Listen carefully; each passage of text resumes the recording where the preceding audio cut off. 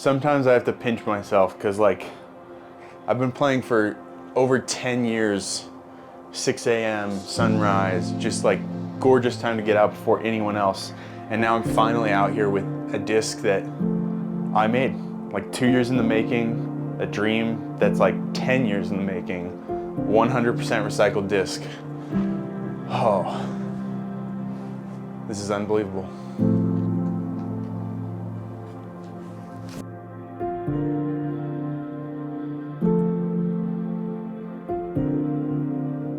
Like once it was planted in my mind, there was no other option.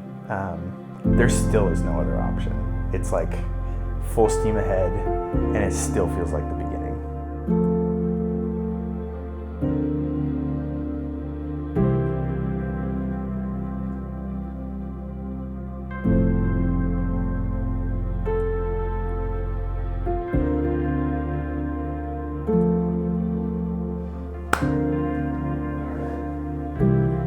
So I'm looking at the camera. Okay.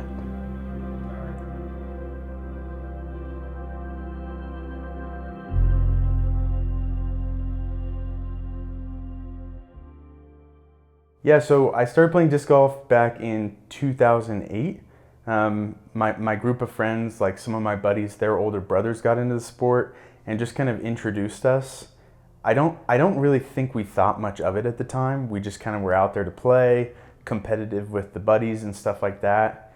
And to be honest, that was all it really was for all of high school. But as time went on, it also became like my main hobby, the main thing I wanted to do when I had free time, when I wasn't at school. I think of summers in high school and even college where I would play literally every single day. So yeah, it kind of snuck up on me over time. So I started in Auburn, California, where I grew up, and then eventually made my way to school in LA, was playing down there. And it just, for 10, probably 12 years, it just was my main hobby, my main thing I did to get away. Ironically enough, I would play alone. Playing alone was probably my favorite part of the sport because it became something for me that was almost like a therapy. Time away, time in nature. I would just get out and play alone. And for some reason, there was nothing I enjoyed more than just being by myself playing disc golf.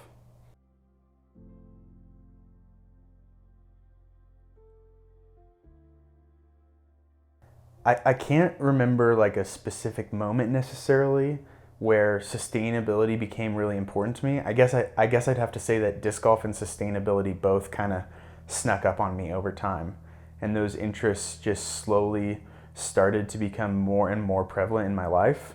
So this was about the time that Innova's Echo line was out, and I just remember thinking to myself, like, why isn't there more recycled plastic in the sport? You know, we're outside already.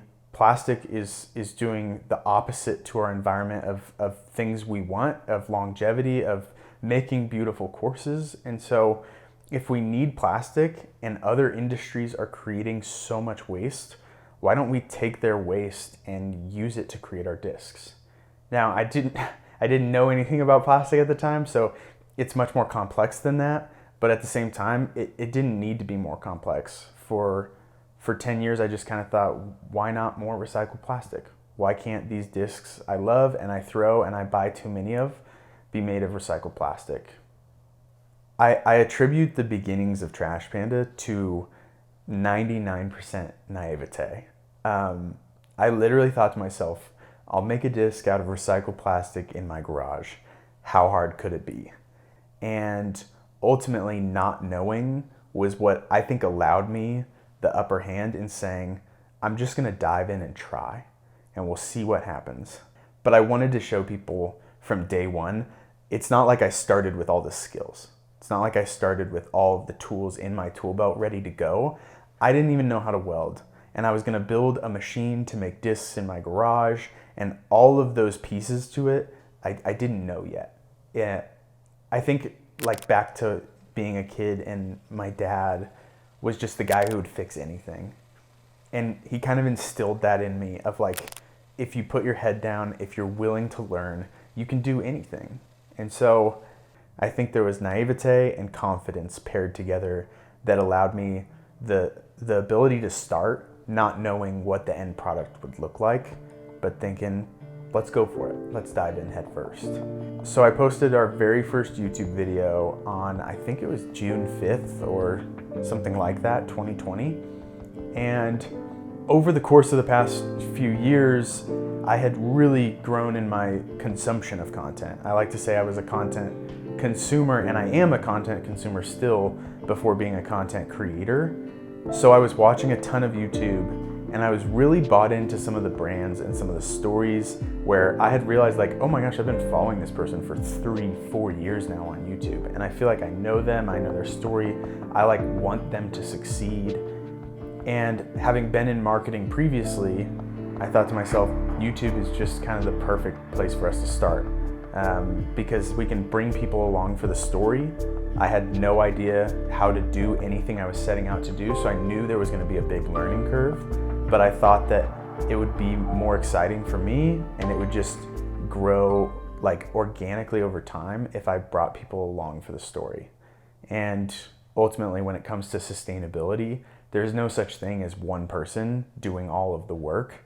So I also wanted to make sure it was a community-based company, a mission-based, a movement-based thing that we created, and not just a one-person type of thing. So YouTube kind of fit the bill on all of those things. But yeah, those early days, it was slow. It was very slow. And that's okay. I wasn't making like disc golf viral content. I was making how to build a machine in my garage, which is like not necessarily like disc golfy. But people started to find us slowly but surely.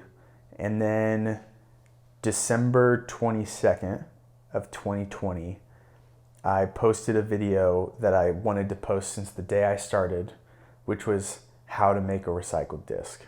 I remember like early on doing research, trying to find videos, trying to find information about how to make a disc because I knew nothing.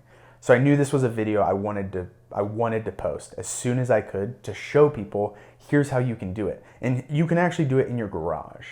And I posted that video, and that was the first video that went, for lack of a better term, at least in the disc golf community, that video went viral. Hi, my name is Jesse at Trash Panda, and I currently make fully recycled discs. As far as I can tell, I'm one of the only people who's making discs by hand, so I thought I'd take you through hand making a disc from start to finish.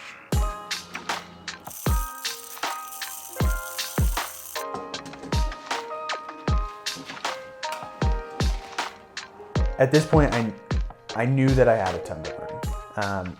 No longer was I thinking like, oh, this can happen quickly still. And so I started to think about what's a product we could put out there, because ultimately I didn't just think like, oh, I'll make a thing out of recycled plastic. I had decided like, we're gonna make a recycled performance-based product. So this has to hit a tree and be okay. This has to interact with chains and concrete and everything in between and be fine. So at this point I started to think, could we launch some kind of a product that would allow me to learn the things I needed to learn that wasn't a performance-based product, and all while in the background kind of working on still prototyping plastics, prototyping our disc mold, and figuring everything out there. And ultimately what we landed on was minis.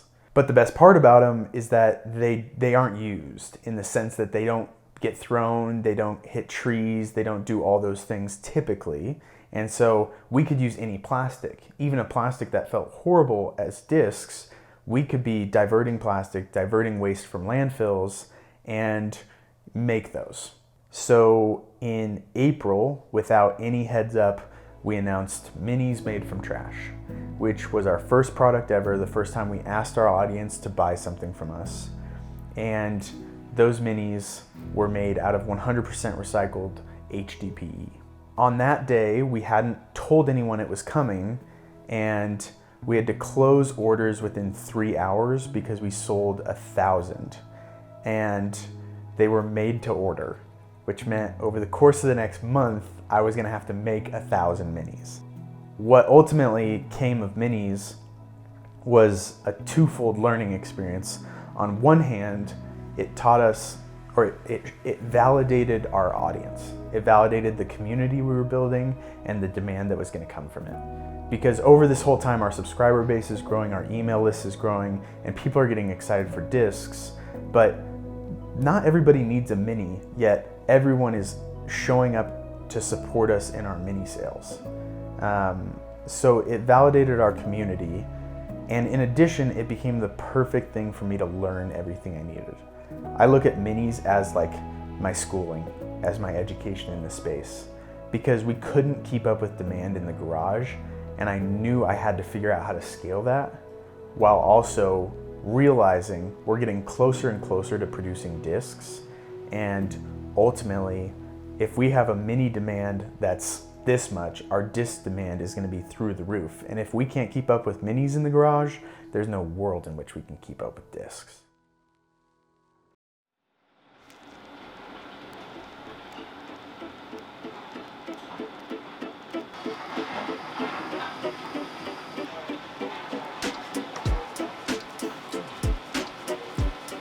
Our first impression of Jesse was he's clearly very serious about his business and very passionate about recycling in general. I see a really bright future for Trash Panda and Jesse Stedman. I believe that he's truly passionate about recycled materials, and we really look forward to working with him for many years to come. He's really hardworking and driven and innovative. He sees opportunities everywhere, so I think it'll be a great partnership.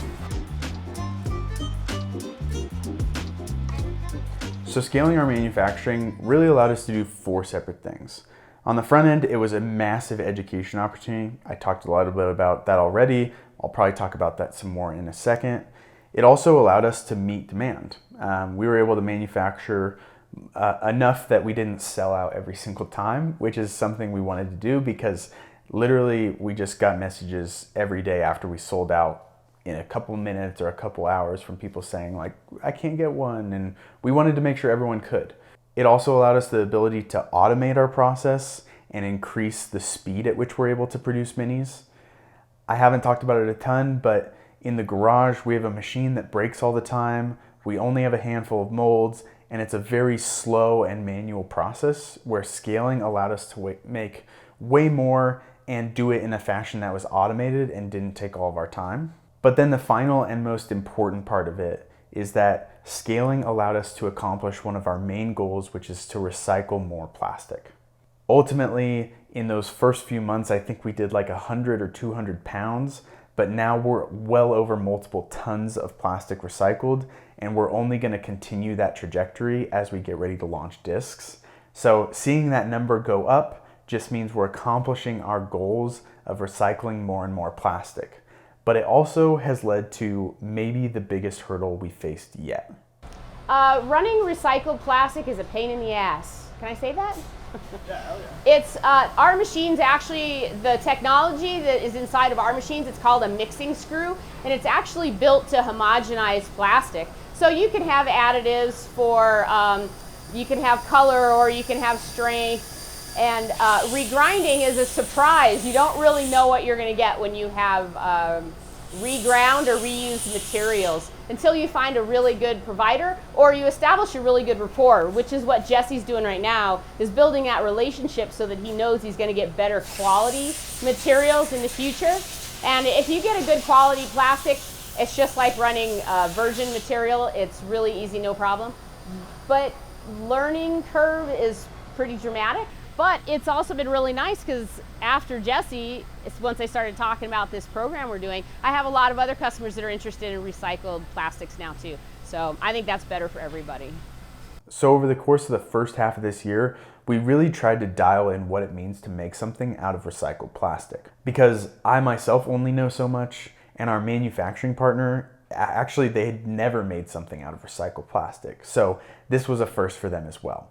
But it also turned out to be why we were perfect for one another, because they were willing to learn with me. So in the early part of this year, the timelines perfectly coincided in the sense that we were able to scale and perfect a manufacturing process, making a consistent product out of recycled plastic with our manufacturing partner, while we also found the perfect type of plastic and we're able to source that at scale with a local recycler we've built a great relationship with as well.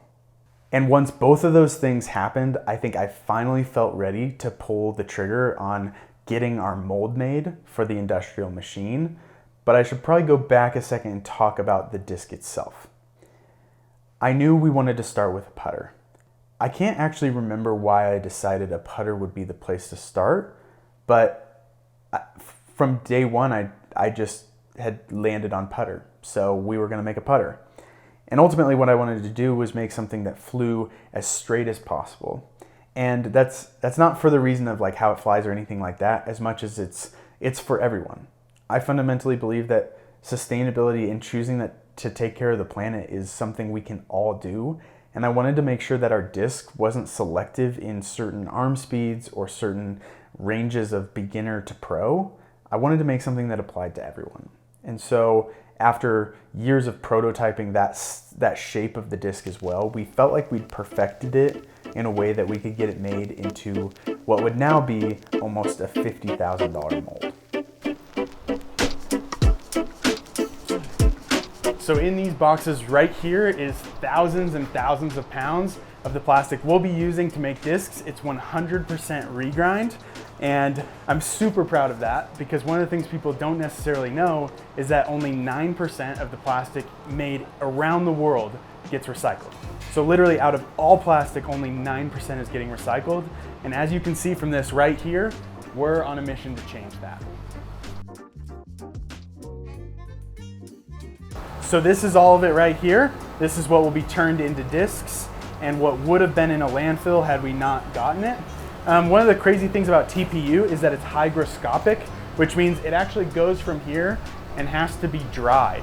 So it's actually being dried in here because the plastic actually absorbs moisture from the air. And if you send that right to the injection machine, it actually just like makes bad parts. You don't even want to think about that. So it's being dried here, and then it goes through this whole crazy Costco system over to the injection machine. So this is the machine we're running discs on.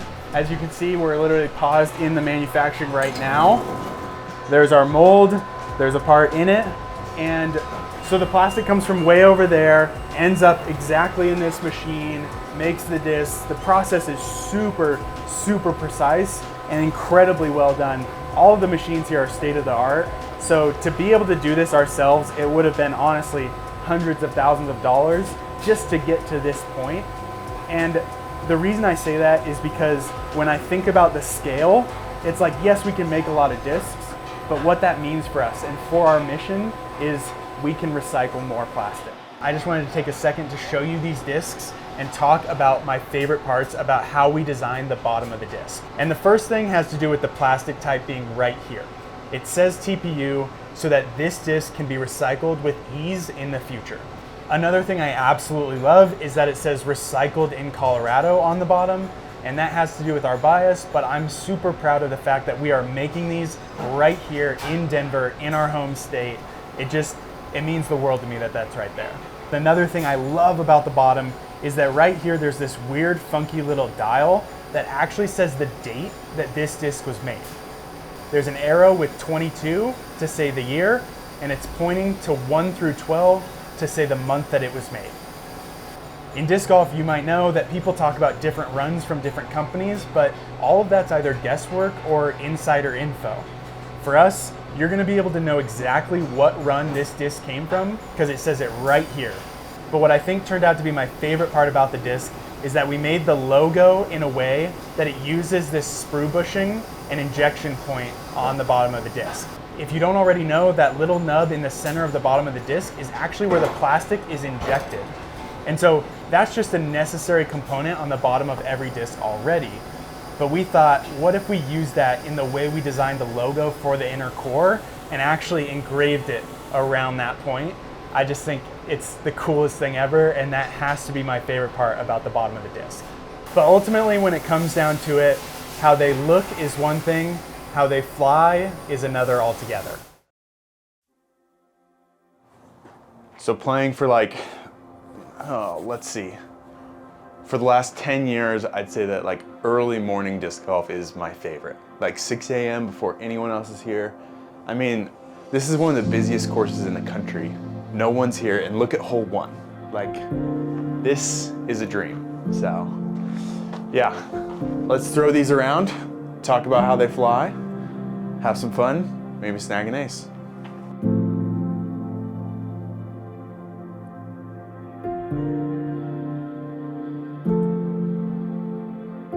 I absolutely love how this thing flies. It's as neutral as they come, and I don't know why, but in my head, like, if something doesn't turn, it fades. And if it doesn't fade, it turns. And somehow, I can't even begin to explain it. This just doesn't turn or fade, it just holds.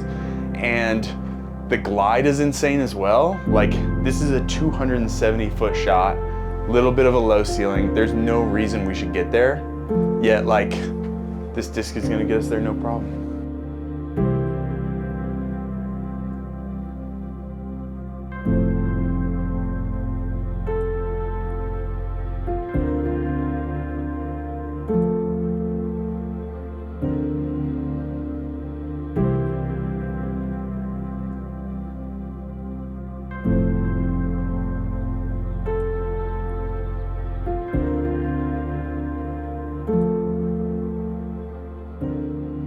So as soon as we had a disc we thought was perfect, we submitted it for PDGA approval.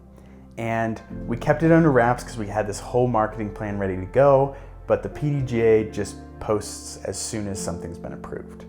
And someone caught wind of that, and it got posted to the subreddit, and all of a sudden it was starting to get some traction. We were starting to get messages from people saying they were excited for our disc that just got approved.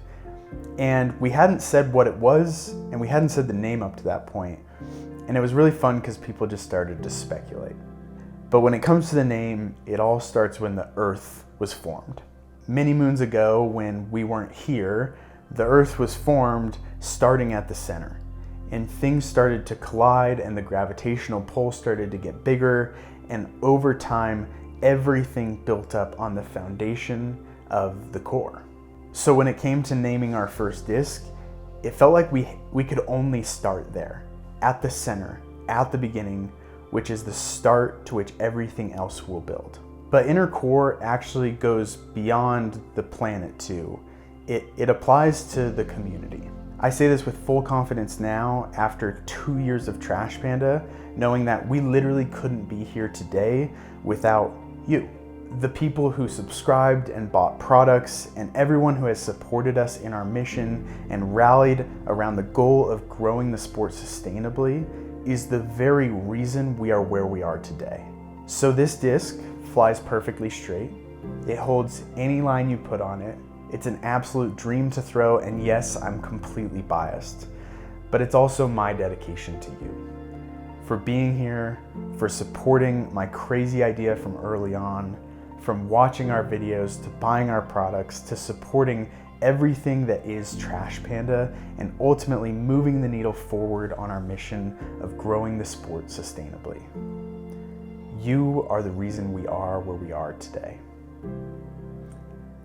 And you are our inner core.